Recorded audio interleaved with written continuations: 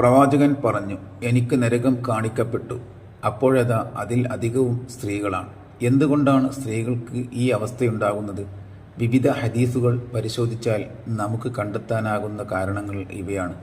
ഭർത്താവിനോട് നന്ദികേട് കാണിക്കുക, മറച്ചു നടക്കേണ്ട ശരീരഭാഗങ്ങൾ വെളിപ്പെടുത്തുക, പുരുഷന്മാരെ ആകർഷിപ്പിക്കും വിധം വസ്ത്രധാരണ നടത്തുക തുടങ്ങിയ കാര്യങ്ങളാണ് അവരെ നരകത്തിലെത്തിക്കുന്നത്.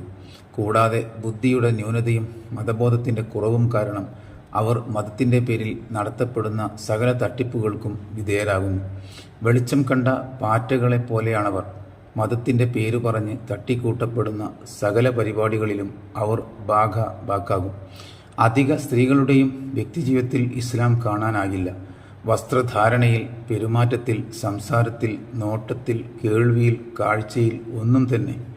ശരിയാംവണ്ണം നമസ്കരിക്കാനറിയുന്ന, നോമ്പെടുക്കാനറിയുന്ന, ശുദ്ധിയാക്കാനറിയുന്ന സ്ത്രീകൾ തന്നെ വിരളമായിരിക്കും.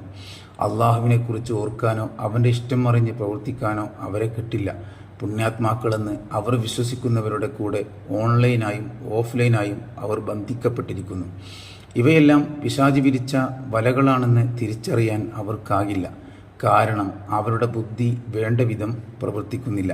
വീട്ടിലിരുന്ന് സ്വർഗം നേടാനുള്ള എല്ലാ കാര്യങ്ങളും ഇസ്ലാം അവർക്ക് പറഞ്ഞു കൊടുത്തിട്ടുണ്ട്.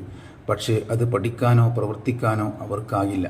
വീടിന് പുറത്തിറങ്ങി സ്വർഗം തേടുന്നതിലാണ് അവർക്ക് താല്പര്യം. അതാകട്ടെ നിഷ്ഫലവുമാണ്.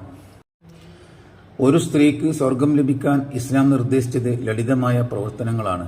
ഭർത്താവിനനുസരിച്ച് വീട് പരിപാലിച്ച് അള്ളാഹുവിനെ സൂക്ഷിച്ച് വീട്ടിൽ അടങ്ങി ഒതുങ്ങി ജീവിക്കുക.